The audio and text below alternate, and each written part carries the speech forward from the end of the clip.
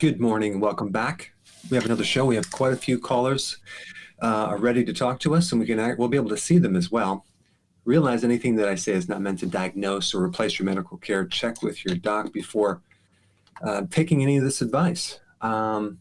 Steve, who do we have on the lineup to get started? Oh, we've got Inez is coming to us from Idaho, as I recall. Inez, stand by, and I'll put you on. Make sure you're unmuted and you're on with Dr. Berg. Hi, Dr. Berg. I am Hi, nice to so meet you. grateful for you. I wish we had more of you. But my question, I'm not looking for a resolution or an answer because I already have the resolution. I'm looking for some insight. I get classic migraine headaches 2 to 3 times a year, and they're pretty horrendous. Went to doctor after doctor. Finally, a little Filipino nurse came out after when I was leaving, and she said, "I'm on my way out to lunch, but what I'm going to tell you is unethical." She said, she said, I am going to, what happens when the aura starts, she said, just take 800 to 1200 milligrams of ibuprofen and stuff your tummy. It works. I don't take that much anymore. I only take 600 to 800, depending on how intense they are. But I started your intermittent fasting a few weeks ago, okay? And I was having classic migraine headaches 2 and 3 times a week. The last week and a half, I have had none. Wow. So I don't know if that's because of the intermittent fasting, but my question is, how do you prevent yourself from getting them? It must be a diet thing. And I understand they're now not coming from the ears, but they're coming from your brain. So, Right. right. Yeah, good. Very, very good question. Whether you have migraines or someone's recovering from a stroke or have some type of dementia or seizure, anything connected with the brain, if you feed it ketones, a lot of times you'll see a great improvement simply because a lot of problems with the brain are connected to the fuel source, which is, the brain requires a lot of oxygen to run. And so it needs a quick fuel. And so if the majority of people have this thing in their mind that, okay, I have to run it on glucose because, the brain only lives on glucose, but that's not true. It lives on glucose or ketones. And so you're going to find when you do this, especially if you do intermittent fasting, is ketones are going to be a superior fuel, and you're going to see a lot of improvements in your head if it's related to headaches or whatever, just by doing low carb and intermittent fasting. Because what happens, the ketones can bypass the damaged neurons and feed them directly. And so, I think, if you haven't had any headaches doing intermittent fasting, I think you should also do ketosis as well to the diet. And I am. let's see what happens. Oh, you are. Oh, okay, good. And then the next month, just see how it goes because then it's definitely related. The other thing that you might want to realize too, because you had some good shifts or improvements, and this was true that your brain was dependent on this glucose. There could be some insulin resistance in the blood-brain barrier, and you may want to add a bit more B1 because a lot of times when you are on carbs that long and you have insulin resistance, you get really depleted in B1, and so you might want to start taking nutritional yeast as well, I am. especially if you do keto. Oh, you have? I love your nutritional yeast. I hate nutritional yeast, but I love yours. Okay, good. Yeah, that's great to just supply the neurons, especially the certain parts of the brain that require that. And any sugar that your brain needs, your body can make it easily out of fat or ketones. But this is great. This is good news. I'll be excited to see what happens in the next month or two if you continue, while you're continuing this, and see if there's any headaches that come back. Hopefully they don't. That's great, Inez. Well, listen, thanks so much for being our inaugural caller, so to speak, on here. And Dr. Berg, why don't we kick things off with your great quiz questions? All right. So the first question is, what food out of all the foods contain the most or the highest amounts of zinc? That's the first question. All right, that is wonderful, Doc. And let's see, why don't we do our usual obligatory welcome to the world? And you certainly have a lot of fans, and they are in the UK, Canada, Sweden, Yemen, Thailand, Greece, Malaysia, Ethiopia, Iraq, Dubai, the Philippines, the Netherlands, Australia, Jordan, Israel, France, Norway, Mexico, South Africa, Bhutan, I don't know if I said that right, Algeria, Pakistan, Palestine, Germany, Belgium, India, Indonesia, Trinidad and Tobago, Chile, Switzerland, Austria, and, of course, all across these United States, as we just witnessed with Inez up there in Idaho. And we also thank Terry, whose fingers are probably bulbous and swollen from typing that in so quickly. So, Terry, good for you. And let's see, Dr. Berg. I'm waiting for some questions to come on social media. We don't want to ignore them, but in the meantime, why don't we go to Ashish, who is calling us from, I think it's Mumbai, if I'm correct, in India. And he and I were bragging earlier about the delicious food that has caused some of my weight gain, but it's a worthy battle. Ashish, you're on with Dr. Berg. First of all, doctor, thank you so much for changing my life. Oh, appreciate that. I'm Thanks. doing the intermittent fasting and Indian keto version from the last 4 months, and surprisingly, I lost 50 pounds. Wow. Exactly, and I don't know. I not even counted how much I get rid of it. I get rid of my pre-diabetic. I get rid of my you can say my vitamins deficiency, my minerals deficiency, my crack healed. Almost everything. I'm just super happy. Wow. That's so great. And I'm glad that they don't have many carbs in India. That's the good news too, right? Ha! Exactly, because yeah, my question is, I currently suffering from disc bulge from the last 4 months. And one thing I would like to mention, I lost 50 pounds without even pulling a dumbbell. I do everything on my desk. I did my work 8 to 16 hours a day, and I lost my 50 pounds. Wow. So my question is, I currently suffering from a disc bulge, and every time I visited a doctor, they messed up with my back, because everyone have a different story and their different idea to treat me, and every time they just ruin my back. So just like you show us how to do a high intensive interval training to lose some weight, do you have any other exercise, or you can help me out how to get rid of this typical issue, because I'm really suffering from this? Yeah. Do you have pain down the leg? Sometimes I have a sciatica problem as well, but now I'm getting rid of while doing some extension exercise, spine extension. Now, Did you also get an MRI to see how much of a bulge it is? As far as, is it a minor or a big thing or a big problem? It's a minor Okay. one. Good. Well, the good news is that I think I released a video on disc bulging, and a lot of times they can heal themselves. The disc is it's a organ that basically has the little center part, which is like a jelly, like in a donut, and you have the outer part, which is these little annular fibers that are really strong, and they attach to the bone. And so when that little bit of that jelly inside starts leaking out into the annular fibers, that's considered a bulge, and then it can eventually keep going into the nerve root. There's so many people that do not have any pressure on the nerves, but they still have pain because those disc fibers have receptors for pain. So you want to heal it, and of course, you're doing the right thing. We want to do the low carb, definitely intermittent fasting. You want to make sure it has enough nutrients. I would watch my video on that.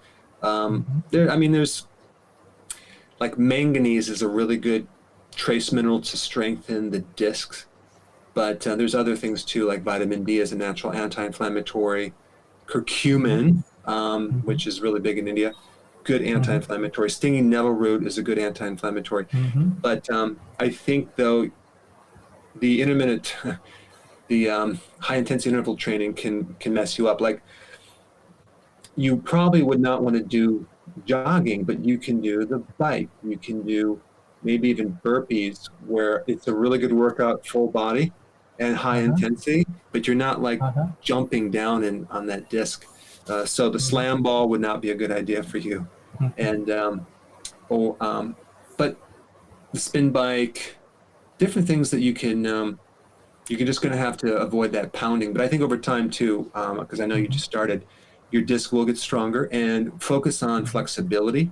Focus Mhm. on getting your hamstrings really loosened up. So there's Mhm. some, so your whole upper body is over your lower body. So there's not this forward tilt. Um, so I have videos on that as well. So I think over time, because I have a disc bulge too. So if I do all the right things, I never feel it. So, and also to keep the low back curve going on, you can get a nice, good, strong foam thing right in your lower back and keep that curve there, and to minimize the damage. So those are just a few things that I would do. Mhm. But yeah, that's what I would do. That's great. I tell you what, Ashish, I ruptured L4, L5, I don't know, 20 plus years ago. And I was so grateful for a neurosurgeon who said, no, I'm not going to operate on you right away. He goes, and I said, well, who do you operate on? He goes, well, you're still standing up, albeit a little crooked. But when people are laying down screaming, you got to try to do something for them. But he goes, in your case, you're upright, and I'm going to send you to physical therapy. And I do the dirty dozen every morning. So Dr. Berg's got a lot of great exercises, and so do the medical community. But I tell you what, I don't have any. I had numbness down both legs. I had excruciating pain from time to time, and now I jog 2.5 miles in the evening, and it's just a miracle because use it or lose it work for me. And I know everyone's case is different, but the kind of things that Dr. Berg recommends in terms of exercise and health are the kind of things that keep me upright. And I have zero pain now, and that was a long time ago. So good luck to you, Ashish, and thanks for all the great food out of India. And And now, I think also, Steve, that there's a if you've tried all the natural remedies and you're doing all the right Mhm. things, and it Mhm. just persists, and you get an MRI and you find there's this actually bone, or like there's the disc is on the nerve, and it's, or it breaks off into the spinal column. There's a point of limitation where you need surgery, but there are some surgeries out there that are minimal invasive. They're using technology, using sound waves to clean things up, very small incisions. So thank goodness the technology is very high end now, where they can go in there and not leave much scar, and it's safer, and lasers and things that can remove whatever's there that needs to be removed. And so that's that's good. It's better than 10 or 20 years ago, where they didn't have some of these advances. yeah, I know he was humble and said, 6 months after surgery, typically those that have had surgery and those that haven't, there's not a great deal of outcome. But he said, I make my living doing that, but I'm recommending you do physical therapy. And so I'm forever grateful to him. And I'm also grateful for the new advances that can help people like Ashish, excuse me. I think I said that right, in India. And then I'm going to see if Ashish also wants to join in answering this question. He may already have. Which food contains the highest amount of zinc? And our survey says 60% say oysters, shellfish, 22% say Brazil nuts, 8% say pumpkin seeds, 5% say spinach, and 5% say avocados. And I'm going to trust that that adds up to 100. Yeah, and the answer is oysters. Oysters. Now, Brazil nuts are loaded with selenium, but oysters is the best source of zinc. Now, the only thing with the oysters is that um, some people don't like the taste. So you can also get your zinc from red meat, organ meats, liver, and things like that too. But oysters have the most zinc, and I will be releasing a very interesting video coming up on on the relationship between zinc, taking that before bed, and also your sleep cycles. Fascinating new information. I didn't even know this until last week. So stay tuned for that video. I think you'll like it. Well, that's fantastic. And let's go over to social media. And I think we better talk about Doug. He says, I'm on day 5 of intermittent fasting. Monday, I'm going on to a water fast for 7 days. Should I consume anything else with the water so I don't die? Yeah, you need to, I recommend, take electrolytes, a good electrolytes with enough potassium and other um, minerals, because sometimes these electrolyte powders are just so incomplete and they have glucose, which you don't want to take. So, so electrolytes, the B vitamins, omega-3 fatty acids, probably some vitamin D would be good. So I've done videos on that. But yeah, I recommend when you're fasting, you definitely need to take supplements because our bodies just don't have the reserve like they had, even 20, 30 years ago. So because of the soils and the food, the nutrition and our diet. So you could end up with deficiencies if you go that long, especially with zinc, especially with iodine, because you don't store for a very long time. Now the fat soluble vitamins, you'll store more of those like vitamin D, but usually people are deficient. And then also you might need some vitamin C, and definitely sea salt, because if you run out of that, you're going to feel dizzy, you might faint, and that would not be a good thing. Wow. Well, I tell you what, let's go over. That was from YouTube, by the way. Now we'll go to Dilip from Australia and a timely question. Where can I get electrolytes? We don't have any good electrolytes in Australia. Are your products available there, Doc? Yes, you can get them in Australia. So you probably have to just email Dr. Berg at drberg.com to find out how. But we're actually getting to the point where we're having more access to get into in Europe, the UK, Russia, the Middle East, and even Singapore and Canada. So we're trying to get these products available everywhere. But if you actually just email us, Dr. Berg at Dr. Berg, we can give you the links for various things, because sometimes it's not easy to find quite yet. Now, that's terrific. Okay, and then one more on YouTube before we go on. And Jose, unfortunately, was diagnosed with rheumatoid arthritis and has inflammation in his fingers and shoulders and have not started medication yet. Is it okay to fast, and what do you recommend? Thanks, Jose.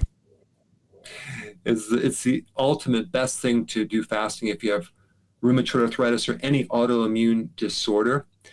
The autoimmune disorders, you have this inflammatory component, you have this overactive immune system, so you want to suppress the inflammation. So vitamin D, very, very beneficial for suppressing. Vitamin D acts like cortisol, so it's a natural anti-inflammatory. And also fasting. Fasting is going to help you so much. Well, that's terrific. I tell you what, before we're going to go to our next question. Then after that, we're going to have Tarun, on from New Jersey. So Tarun, get ready, and let's all observe the question. All right. So what are the benefits of alcohol? All right. What are the benefits of drinking alcohol? All right. Let's see if Tarun has an opinion on that. Stand by. Go ahead, Tarun. You're on the air with Dr. Berg. Yeah. Hello, Dr. Berg. How are you? Hello. Nice to meet you.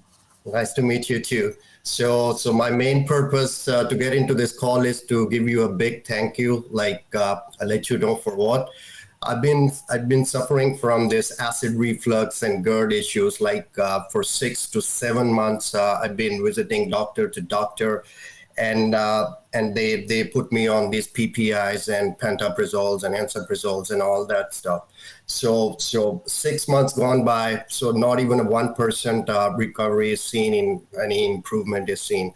So out of frustration, I just started searching on YouTube, and luckily and fortunately, I got your video over there. So related to the LES, which is causing this acid reflux as a main, So I just took your suggestion as a apple cider vinegar and the betaine HCl, and I ordered the supplement digestion formula from your store.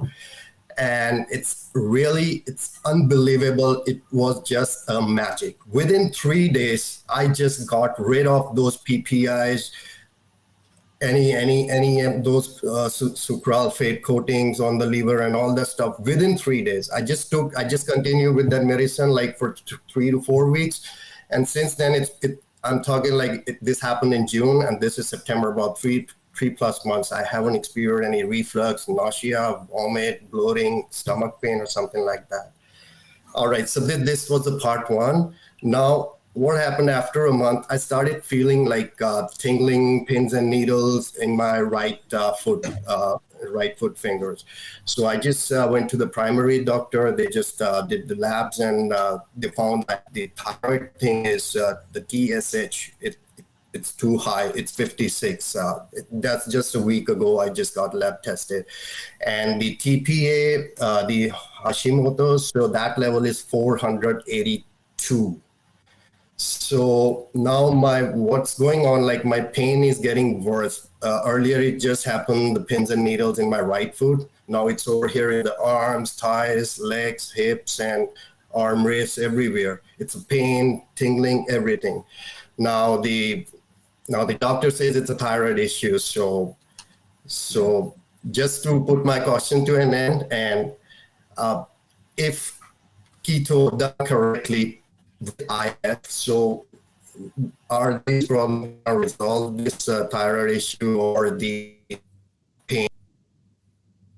Well, we're kind of losing Tarun a little bit, but he's still with us. Dr. Berg, how'd you like to answer the question based on what you've heard?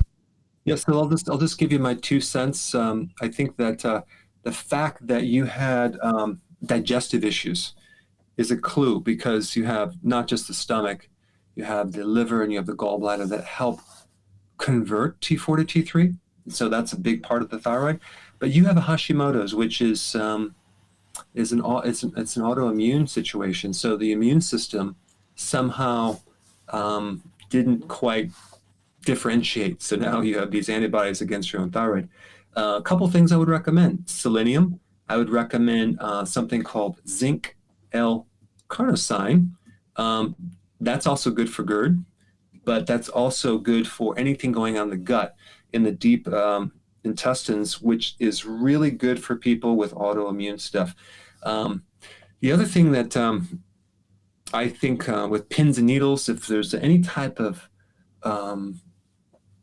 alteration in your neurology in your fingers or your toes, the go-to nutrient is going to be benfotiamine. Benfotiamine is a fat-soluble thiamine, B1, and that's good for peripheral neuropathies. And then the other one is the alpha-lipoic acid. So that's what I would do. And I'm glad that your digestion is doing better, because, oh my gosh, I tell you, so many people are taking the exact opposite thing of what's really going on. They're just alkalizing their body, so then their pH goes too far to one side. So you may find that your problem is just a pH problem, but I wouldn't start to correct pH problems just with either an acid or an alkaline. So I would just keep eating healthy, keep introducing healthy foods, keep doing this, and over time things will balance itself out. Your body will go to wherever pH it needs to go. Well, all the best, Tarun, and he's in New Jersey, so we're glad that he was safe through all the flooding, and we pray for those that are still in harm's way. And let's go to answering our second quiz question for the day, which asks, what are the benefits of alcohol? And 95% say there are no benefits at all. 5% say it can be a blood thinner. Any winners? Yeah, the majority. There is no benefits of even in small amounts. So, because there's this whole push to let people know that alcohol in moderate amounts is actually good for your heart. It's good for your organs. Well, now they're changing their tune. They found that, and with a very large study, they found that, you know what, we were wrong. I guess there is no benefits, even in very tiny quantities. Now, we might lose some people now because of that, but some people might be unsubscribing from my channel. But the point is that I'm just trying to give people the knowledge, and then you can, if you want to drink a little bit, well, make sure you do things to counter that and clean up the damage to your liver. We'll release a video this next week to show you how to do that. There's a lot of things you can take, like milk thistle, for example, will help to counter some of the damage from alcohol if you can't seem to go cold turkey. But the point is, if you're drinking for health reasons, that would be a mistake. And if you wake up Saturday morning feeling like calling 911, that might be a clue that there's something going on with that Friday night expressions of having fun and so on. So it's a tough go. But anyway, let's see, Dr. Berg, why don't we launch the next question as follows? All right, next question. Is it okay for women to drink coffee while they're pregnant? Well, I sure hope so. I'd be addicted. I would just have to go for it. Now, let's see. Why don't we go to Rashawn, and she is coming to us from Tampa, Florida, the lightning capital of the world. Rashawn, and she doesn't look like she's been struck any time today. Go ahead. You're on with Dr. Berg. Go ahead and unmute yourself, dear. Oh, it's still muted. Yeah, you're still muted. Give it another shot. Tell you what, Rashawn, we're going to go ahead and put you on hold for a minute, and then we'll find somebody else and see if you can work that out. The little speaker needs to be unchecked. Let's go to Peter. Peter is coming to us from a place you're familiar with, Alberta, Canada. And Pete, you're on with Dr. Berg. Hey, Dr. Berg, how are you? Great, thanks. You can hear me there? Yep. Hey, no, I think I got to tell you, I've watched thousands of your videos. Huge fan, and I've been watching you for many, many, many years. I'm a big keto, intermittent fasting. I'm kind of a 1 meal a day guy, and I had a heart attack 2018, and Wow. so I've been watching for a long time, and my health is it's improving all the time, every day, better and better. I'm almost 50, and I feel like I did when I was 30. So, hey, listen, I wanted to talk to you about. I had a little problem recently with my appendix. I was doing really well, and then I started having. I got a little sick. I had a little bit of the flu. And doc says maybe my appendix got a little viral infection in it, and boy, they go to whacking that thing out right away. And I talk to friends, listen to you, and one of my friends, she says, "Well, we don't need our appendix anymore. It's we needed it when we ate grass years and years ago. Now we don't need it." That's what she told me. So I said, "Wow, okay, let me check with Dr. Berg." And I tell my family all the time I need to check with Dr. Berg, and they just roll their eyes at me now. But I think you have a great sense of humor, and I'm watching your stuff. And I'm eating my 45 eggs a day. And so I guess my question to you is, do we need to whack that appendix out? Do I just continue with my intermittent fasting and my keto? I actually fasted 3 or 4 days right after my appendix started giving me a lot of pain. And boy, that was awful. And the pain subsided as I was fasting. I thought, I'm just gonna hold this. I'm just gonna hold on to this appendix for now, and I'll have a little chat with the doctor later. But I wanted to visit with you. Well, I'll tell you, I'm just glad that we were born with extra organs, because that way, take them out, don't need them. We don't need the tonsils, don't need the gallbladder, Right. don't need the appendix. The appendix actually is a reservoir for probiotics.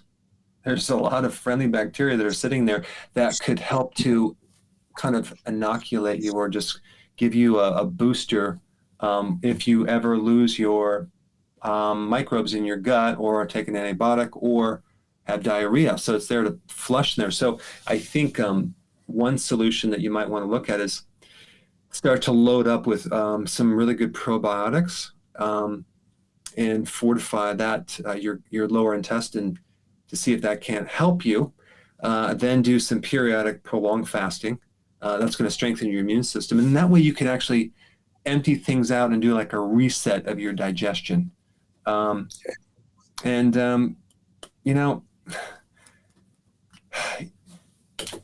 you live without appendix? Yeah, but do you really need to take it out? I don't know.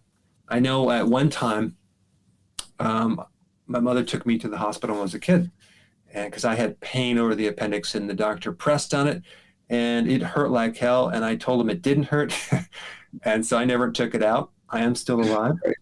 So the other thing that you might want to try, and this is interesting, this is just as a side note, if you press gently over your appendix and, gently, and there's pain there, start to do massage on the mirror image on the left side, and just start massaging that area really good, and find the point that is very, very painful. There'll be a point that's excruciating on the opposite side. You'll find it, and you massage that out.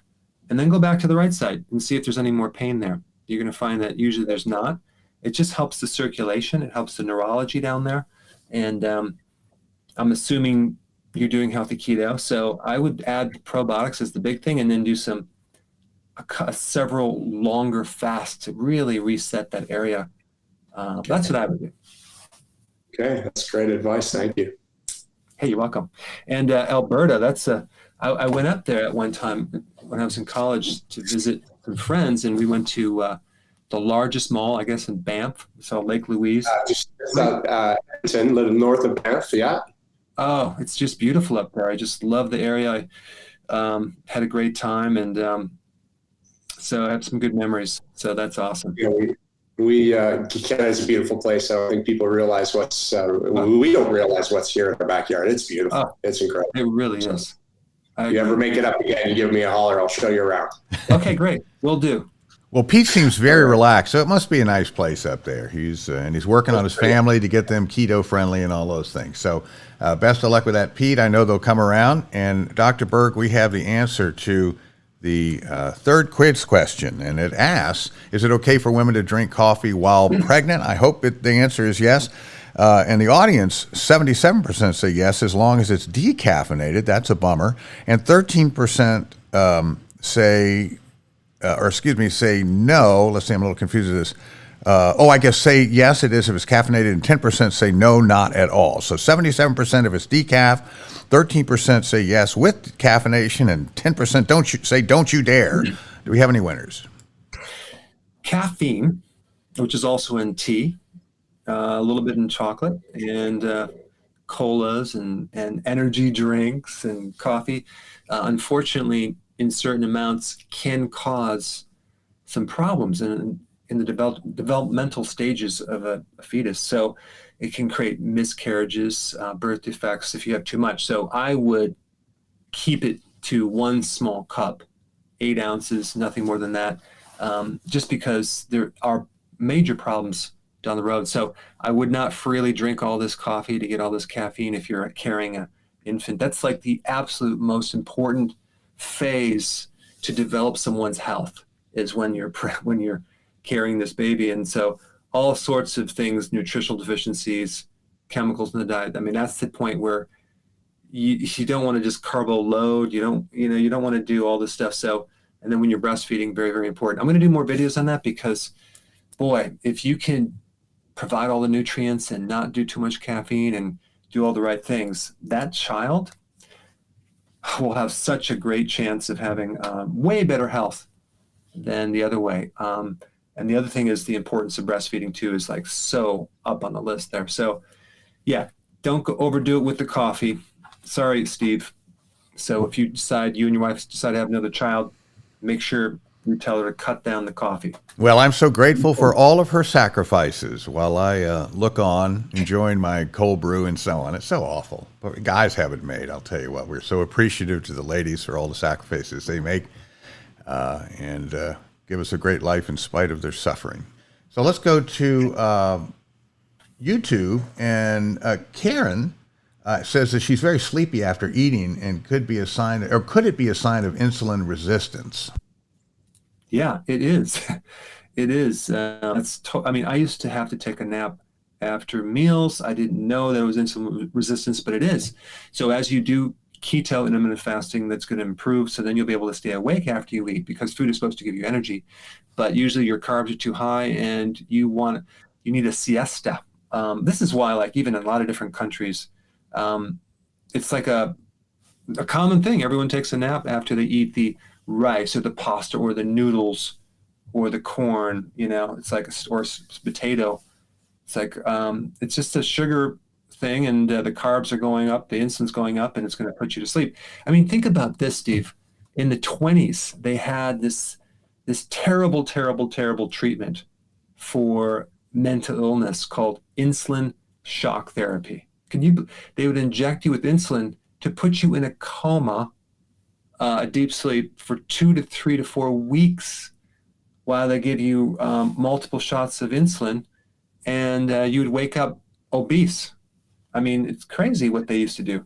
Of course, now they do it so-called safer with shock therapy, electric shock therapy, which is even worse. But yeah, it's not good. This insulin is not good, and this is why we recommend low carb.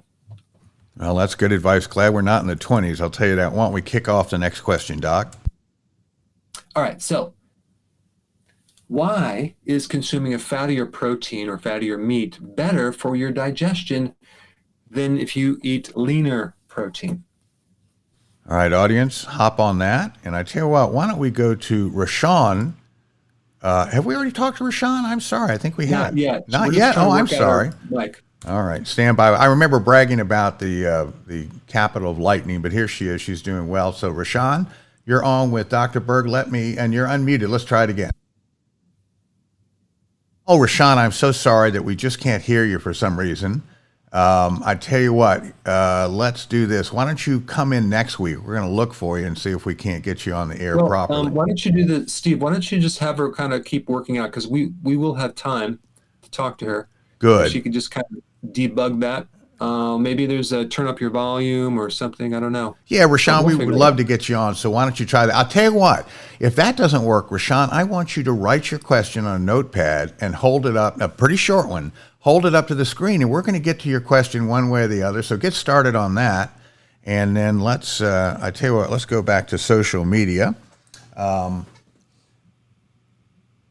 Okay, Allison from YouTube asked, could you please make a video about lichen planus? Oh, goodness, I don't know if I even said that right. That's probably a cruel thing to do to you, Doc. Have you heard of that stuff?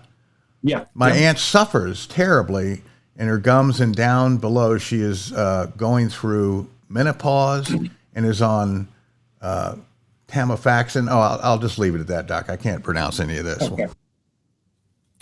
I will do a video on that.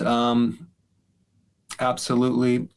Anytime you're trying to kill off a microbe or a fungus or a yeast, you realize that these microbes live with us. They benefit us, most of them. It's a mutual relationship, and we can't live without them, actually, and they can't live without us. So, boy, this is just a fascinating topic, especially as it relates to a new channel that I'm going to be working on probably in about a month or so, which is going to talk about soil and growing plants and your own food, and really optimizing that soil biology for with the microbes and all the different microorganisms to the point where your plant can now really thrive.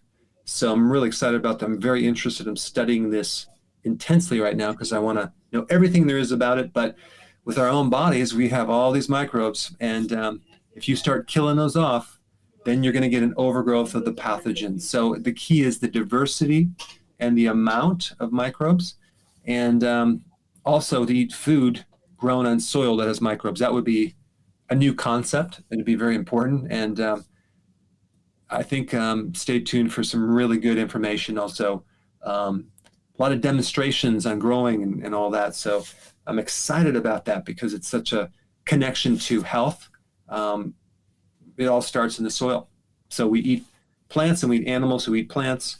And so you need that soil to be very, very high end. Wonderful. I tell you, our focus is on coffee today. Facebook, a lock, wants to know if coffee is good for the liver or not. Well, I think there's some good benefits if you don't overdo it. There are phytonutrients in coffee that are beneficial to many things. I mean, even with my own health, there's so many things I had to give up, but if I kept coffee at a minimum, it never really bothered me. I know a lot of people that have poor health that can get away with coffee, that can get away with consuming a small amount of coffee, no problem, because there are some benefits. Also, it can help increase the bile flow. It can help stimulate the liver production of bile, which is good for everything. Digestion of fats. But the problem with coffee is just the overdoing it. I'm guilty. I used to drink pots of Cuban coffee in college, and that did not help me. So also, let's see. Let me just make sure, Steve, because I was going to say something. Yeah, I can say this. All right, I can talk about this. Adenosine. Adenosine is a compound, a chemical that builds up through the day and then at night, and it pushes down sleep. It's like there's pressure in your body that actually helps you go into a deep sleep. Okay, and it's this pressure, the sleep pressure, is coming from this one compound, adenosine, and coffee blocks adenosine. So then you actually wake up, you feel awake. So too much coffee will definitely interrupt your sleep. So that's why I only have one in the early morning. But out of all the nutrients, there is one nutrient that can help build up adenosine to help you sleep. And you can take this right before bed. And it's called zinc. Zinc right before bed is really good. The zinc that I have is in my trace minerals because it has the right ratio of the copper and in a blend of all the trace minerals. Take 2 of those before bed. Man, sleep really good because it actually helps build up that pressure to push you into the deeper sleep. If you don't have that pressure, you're laying there all night kind of like trying to count sheep. Doesn't help. Oh dear. Well, I tell you what, this is like Apollo 13. We're working with Rashawn, trying to figure out if we can figure out how to communicate. And Rashawn, I don't think we can hear you. So do you have your note? Do you have your note that you could put up on the screen with your question? Have you done that? Let's see if we can read that. Okay, let's see. Now put it right in the center so we can see it in a hold steady. I'm struggling to lose weight. Now prebiotic.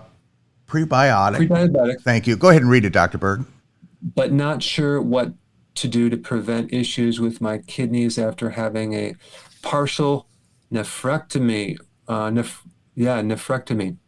I have been on intermittent fasting for about a month and haven't lost any weight. Okay, good. Good question.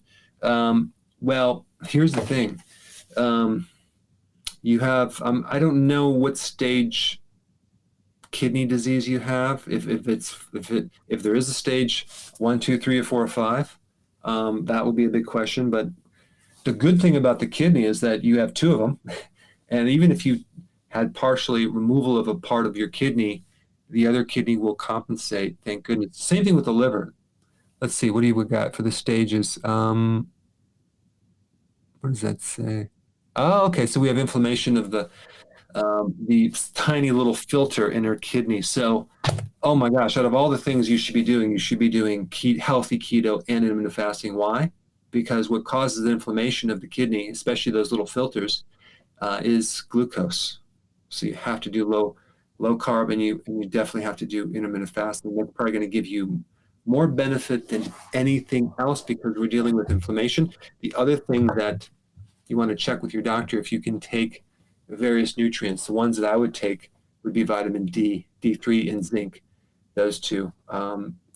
But check too if you have to avoid certain supplements like potassium. I don't know. You might need to avoid that, and phosphorus. I don't know. But the cool thing is that there's new data out there about the kidneys as far as what to avoid. And if you get these nutrients from your food, they're finding that it's going to be okay. Let me just see this right here. Increase uric acid. Okay. I take potassium. Oh, okay. Potassium vitamin. Okay. Well, here's the thing. You have vitamin K1. That's different than potassium, which is a K.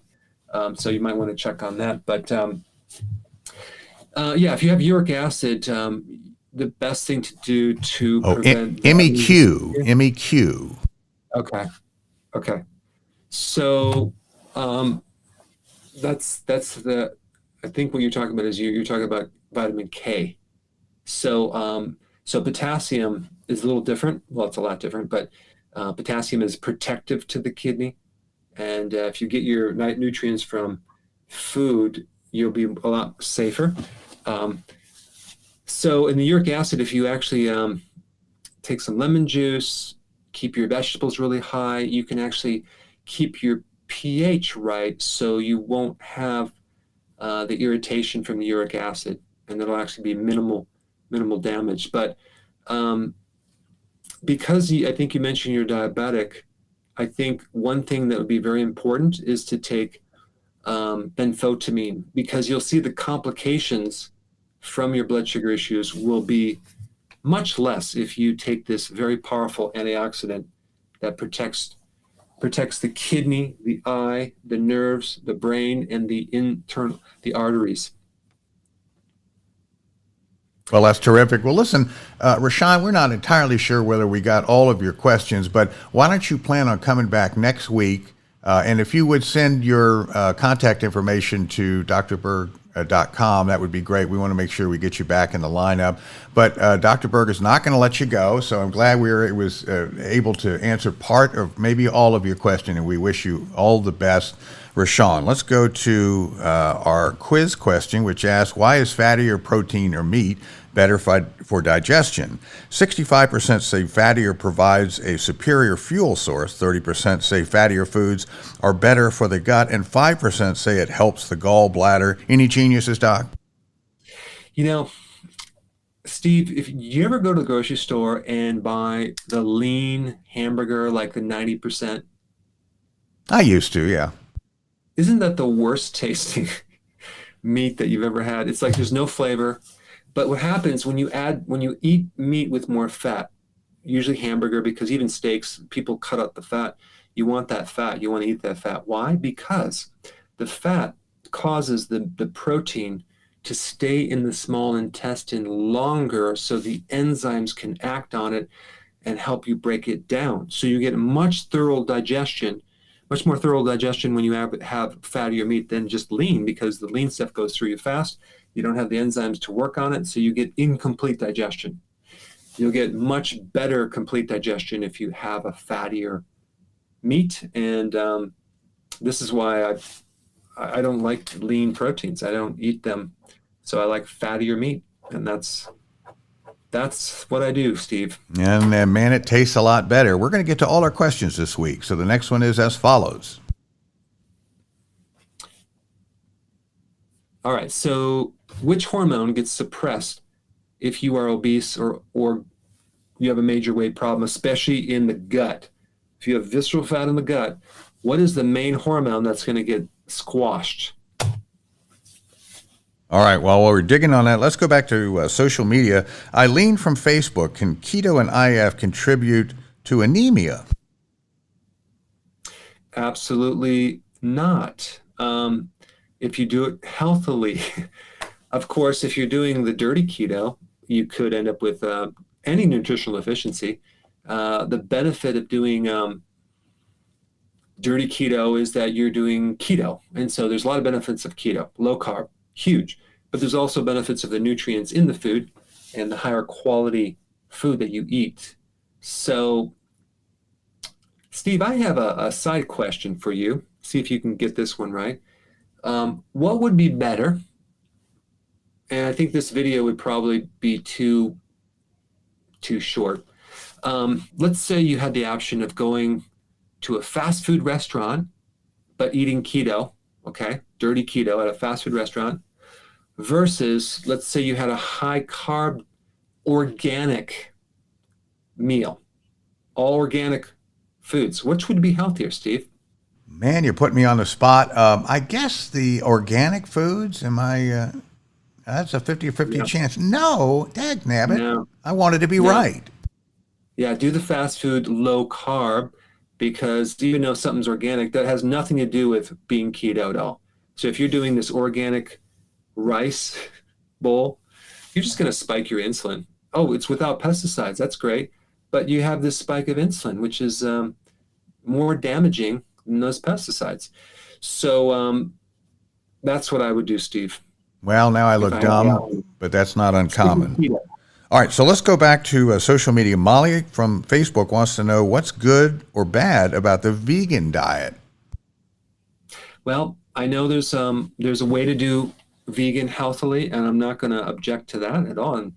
But if you do it unhealthily and you're not looking at the nutrients to supply all the nutrients some nutrients are very difficult to get if you're a vegan. B12, DHA, but you can get them if you know what you're doing. So you just want to make sure you have all your nutrients. The problem that I see with being vegan is that it's hard to do low carb, and sometimes it's hard to get all the proteins. And unfortunately, right now there's this, the stuff they sell at the grocery stores, the so-called plant-based, a lot of times it's too much soy. It's too much soy protein isolate.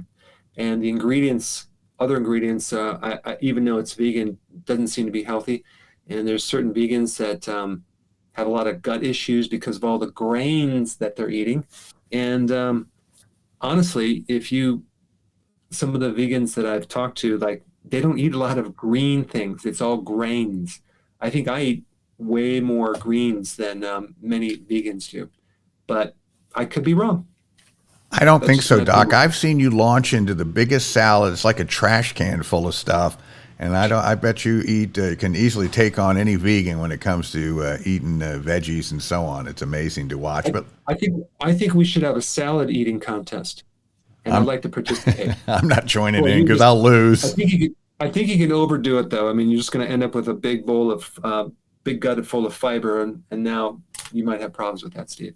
Oh dear, you bet. Okay, so we're going to get to all our questions. And the final question for today was, which hormone gets suppressed if you are obese? And our audience suggests, or 55% say insulin, 35% say testosterone, and 10% say leptin. What do you think, Doc? Okay, so fat releases this aromatase enzyme, And what aromatase does is it converts testosterone into estrogen, okay? So this belly fat causes you to lose a lot of testosterone. You end up with the testosterone deficiency and you're more estrogen dominant. And if you're male, you don't want that. That's bad. And so all of a sudden now your muscles, you don't start losing muscle strength, have problems with libido, and get man boobs, all sorts of issues. So if you are a guy watching this and you have a gut and you have symptoms of low testosterone, there's two things you can do. One is get on healthy keto, intermittent fasting, and that's going to help lose the fat, probably faster than anything you've ever done, especially in the gut.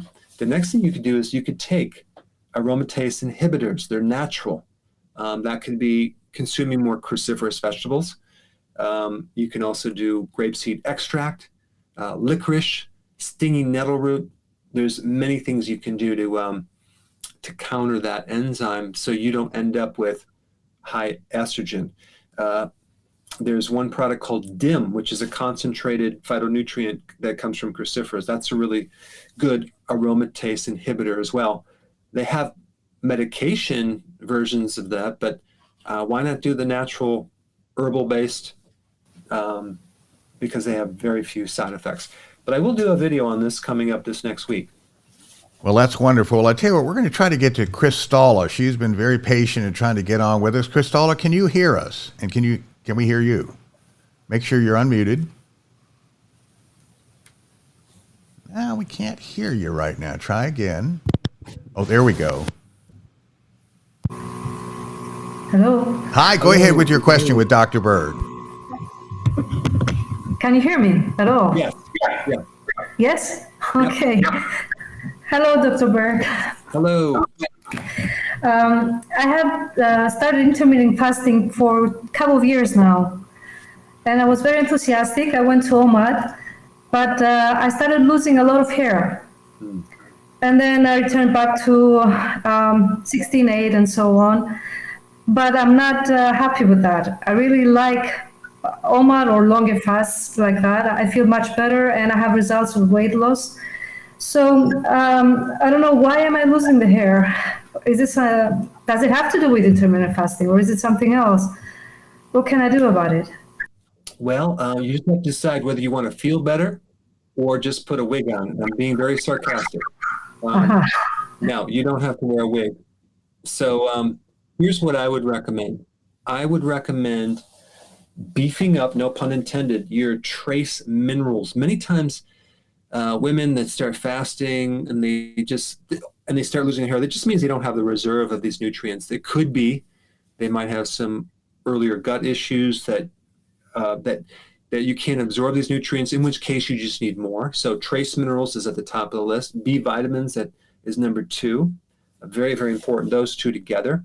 The other thing that really helps hair growth is vitamin E in the form of tocotrienols.